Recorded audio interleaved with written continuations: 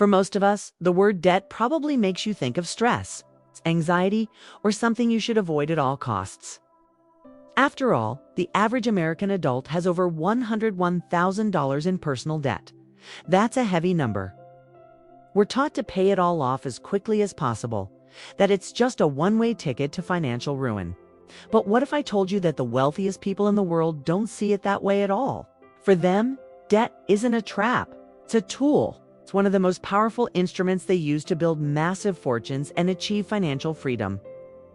They don't see it as a liability, they see it as leverage.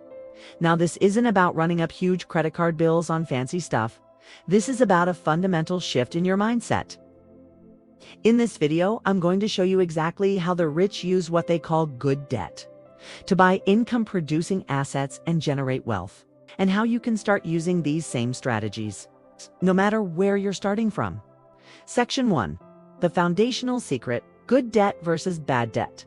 Before we get into the specific strategies, we have to lock down the single most important concept that separates the wealthy from everyone else when it comes to borrowing money.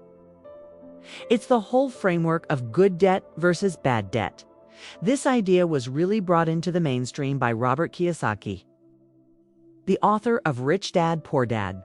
His argument is that most people are drowning in bad debt, while the rich are masters of using good debt. So, what's the difference? It's actually pretty simple. Bad debt is money you borrow for things that lose value or don't generate any income. Think about high-interest credit cards you use for a vacation, new clothes, or a nice dinner out. Or a car loan for a vehicle that depreciates the moment you drive it off the lot. This type of debt literally takes money out of your pocket every single month without giving you anything back financially. It's an anchor weighing you down. Good debt is the opposite. It's money you borrow to acquire an asset that can either go up in value or generate income. Good debt puts money into your pocket. The goal here is for the income from the asset to be more than the cost of the debt you use to get it. This is the secret sauce. The wealthy don't just use their own money to build their empires. They use other people's money in a smart, calculated way. They use leverage. Think of it like this. Bad debt makes you a slave to your money. Good debt makes your money work for you. Once you really get this distinction, the whole world of finance starts to look different. Let's break down exactly how they do it. Section 2. Strategy 1. The Real Estate Empire Blueprint, the most classic and probably most powerful example of using good debt is in real estate. It's a time-tested way to build long-term wealth, and it's a strategy that's way more accessible than you might think. Here's the blueprint. An investor finds a rental property. Let's say it costs $300,000. Instead of trying to save up that entire $300,000, which could take forever, they use leverage. They go to a bank, get a mortgage, and put down just 20%, which is $60,000. So now, they've used $60,000 of their own money to control a $300,000 asset. Next, they rent the property out. The rental income they get each month is set up to cover the mortgage payment, property taxes, insurance, and maintenance. Any money that's left over after all those expenses are paid is called cash flow. That's passive income going directly into their pocket every single month. But the wealth generation doesn't stop there. Actually, that's just the beginning. First, the tenant is the one paying down their mortgage. Every month, the loan balance goes down, and the investor's equity, their ownership stake, goes up. Second, over the long haul, real estate tends to appreciate in value. And third, there are huge tax benefits. The interest paid on the mortgage is almost always tax deductible, which lowers their overall taxable income. This is how the wealthy builds entire portfolios of properties, with tenants paying off their debts while the assets grow in value and provide a steady stream of cash. Section 3. Strategy 2. Fueling the engine of business. The second major way the wealthy use debt is to start or expand a business. They really get a core principle. You have to spend money to make money, but it doesn't always have to be your money. Think about it. Most entrepreneurs stay small not because they lack good ideas, but because they're only using the cash in their own bank account. The wealthiest entrepreneurs see things differently. They see debt as fuel. They'll get a business loan to invest in projects that have a strong chance of making a big profit. This borrowed cash can be used to hire better talent, buy new equipment to boost productivity, launch a big marketing campaign, or even acquire a competitor. The key is that the debt is used for one specific purpose: to generate returns that are way higher than the cost of borrowing. If a business can borrow money at a 7% interest rate and use it to launch a new product that brings in a 30% return, they've just made a 23% profit with the bank's money. This is how businesses scale, and scale fast. It's about being strategic, not desperate. A business loan lets them jump on opportunities and grow much faster than if they had to wait around and save up profits for years. If you're finding these strategies helpful and want to learn more about how to build real financial freedom, take a second to hit that subscribe button. We go deep on these topics every single week, and my goal is to give you the financial education you were probably never taught in school. Section 4.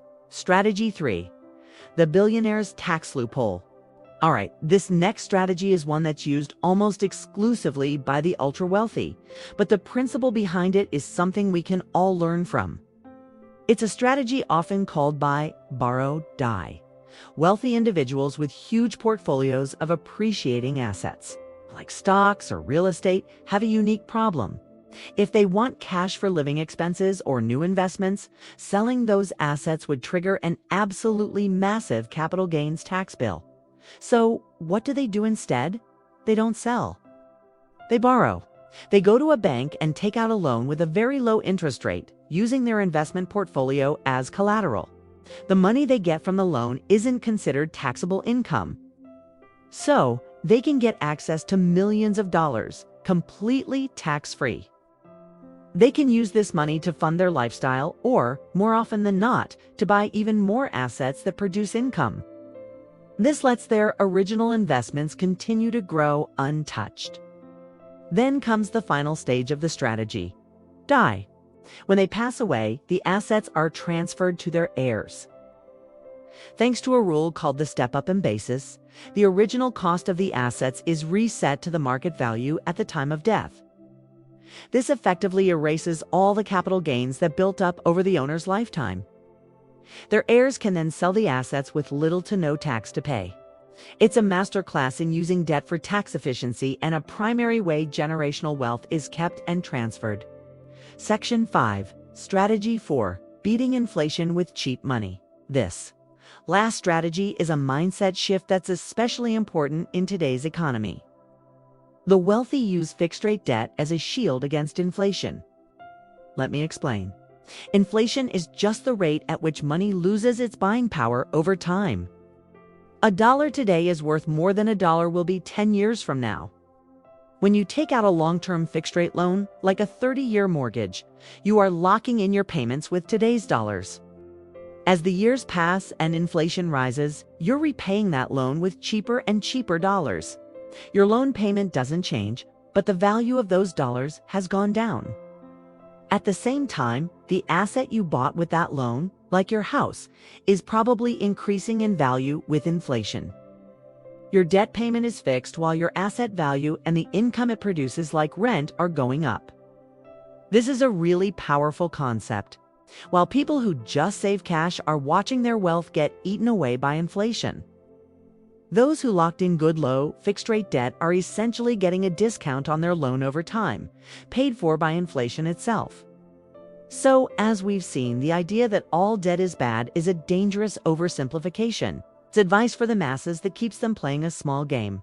For the wealthy, debt isn't something to be afraid of, but a powerful tool to be understood and used strategically. The difference really comes down to one thing: financial education. It's about shifting from a consumer mindset, where you borrow for liabilities, to an investor mindset, where you borrow to acquire assets. It's about knowing the difference between bad debt that drains your wealth and good debt that builds it. This isn't about being reckless, it's the exact opposite. It's about becoming so financially savvy that you can use leverage to build wealth faster and more efficiently than you ever could with just your own money. It requires careful planning and risk management, but it is absolutely possible. The journey starts with changing how you think about money.